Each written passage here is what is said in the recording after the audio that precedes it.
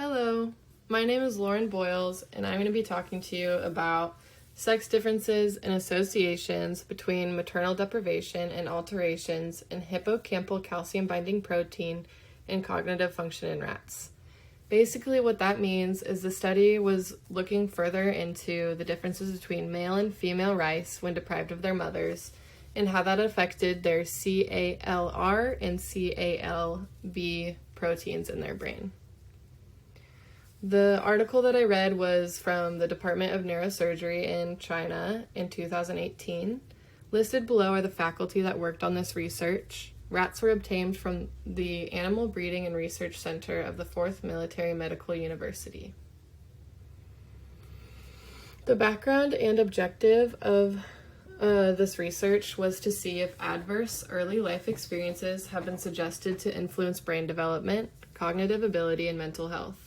Previous studies indicate that hippocampal levels of calcium-binding proteins, calretinin, CALR, and calbindin, CALB, changed into correspondence to maternal deprivation.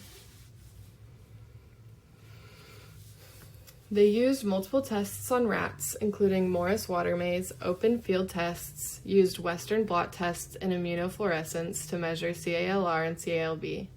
The goal was to see the difference between the male and female rats who have been deprived of their mothers versus the male and female rats who have been with their mothers. The original hypothesis was that there would be sex-related differences in behavior and cognitive ability after maternal deprivation, and that there would be differences between the MD rats and the control group rats.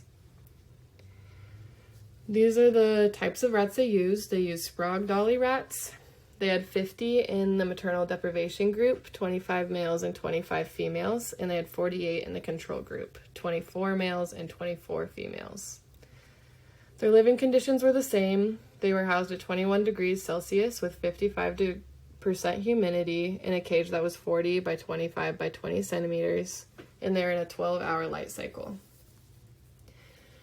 The method for maternal deprivation was that between 9 and noon, they were removed from their mothers with no food or water, but they had an electric heating plate to compensate for the mother's body heat. They did this from prenatal day 2 to prenatal day 14. When they performed the open field test, they did it on prenatal day 21. They took 6 rats from each group and were randomly chosen for the field test. And what was found within the open field test was that male rats in the maternal deprivation group moved a shorter distance and spent less time moving relative to the control group. Female rats had a similar response, like the MD and the control females had similar responses, the only discrepancy being that the MD females would spend more time in the center of the open field. The Morris water test was given to the mice on prenatal day 25. 8 rats from each group were chosen randomly. They were in a circle tank 160 centimeters in diameter and 45 centimeters in height with 35 centimeter deep water that was opaque because of black food dye, had defined the platform underneath the water. They did 4 trials a day for 5 consecutive days. To the right, you can see the results for this test. The maternal deprivation male rats swam faster than control male rats, but spent a lot more time looking for the platform. Female rats also had a higher speed when it came to looking for the platform. Immunofluorescence was used on prenatal day 21. 4 rats were randomly chosen, and each group were deeply, sorry, and I can't say this word, but basically they were put to sleep and tested. They used rabbit antibodies to look for the protein within the rat's brain. They used fluorescent microscopes and found that the maternal deprivation male rats had an abundance of CALR on prenatal day 21. Western blot test. They did this on prenatal day 21, prenatal day 25, 30, 35, and 40 to determine CALR and CALB levels in the rats over time. CALR levels in the hippocampus of males determined by the Western blot. You can see the different test days on the right. And as you can see on prenatal day 25, it's abnormally high. Below in figure 3, it shows females don't have as extreme abnormalities after prenatal day 25. I think it's really interesting that the male rats have this pattern, especially that the maternal deprivation male rats spike at 25 and then dip at 30 and then come back up. I think that that's super interesting. Overall results was that on prenatal day 21 there's an abundance of CALR protein, which was observed in the dentate gyrus in both the MD and control groups. Male rats in the MD control group, the hippocampal CALR levels were a maximum on prenatal day 25 and prenatal day 30. On prenatal day 21, MD rats, male and female, were found to have elevated CALR and CALB levels in comparison to the control group. On prenatal day 30, MD male rats leveled out, while MD female rats had lower levels of CALR and slightly elevated of CALB. Male rats are more sensitive to maternal deprivation and have decreased explorative behavior. Female rats are resistant to maternal deprivation, but still have spatial memory issues. This may be due to plasticity and the ability to adapt.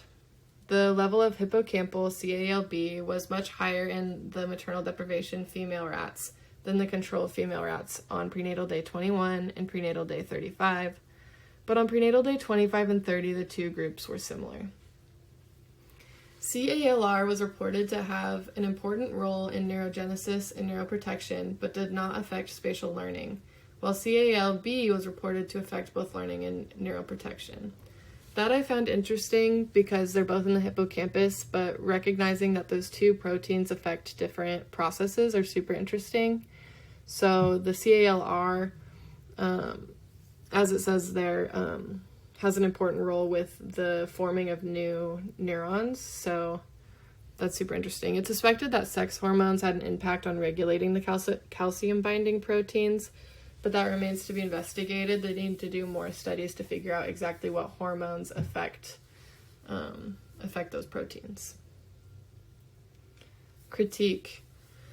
I think that it would be interesting to see the lasting effect and to administer these tests weeks or months after mother deprivation. I noticed that they did all of these tests within the first 40 days of birth, and you can already see that the females are starting to adapt, and so I think if you came back to them in 2 or 3 months and administered these tests, I wonder if you'd see that they were more regulated or if there's lasting effects. I also think that they were thorough in the amount of rats that they used and how to keep track of factors such as temperature and lights. I also would be interested to see if there was more harsh maternal deprivation and what effect that would have. They separated the pups from their mothers for 3 hours a day, but I wonder what would happen if they were separated for 6 or 9 hours, and if those effects would last longer than 40 days. If there's any way to ensure like a lifetime effect in the hippocampus because of maternal deprivation, I think that would be super interesting. My follow-up study would probably be to start a longitudinal study, which is kind of what they did here. They brought them back a few days after, they did it 5 days and 5 days and 5 days and stuff, but I would bring them back at prenatal day 80 and administer the open field test, the Water-Morris maze, do the immunofluorescence and Western blot tests then. I would see if there's a lasting effect with maternal deprivation or if there's just short-term effects during the development. My anticipated results would be that there would be less of an effect later because we can already see that the females are evening out. Just from prenatal day 21 to prenatal day 25. So at prenatal day 28, I would suspect that they would be pretty similar to the control group rats. The purpose of the study was to measure the effect of maternal deprivation on cognitive development, such as behavior and memory. They were successful in finding that there are immediate effects, especially in male rats. They found that being separated from the mom affects the CALR and the CLB proteins.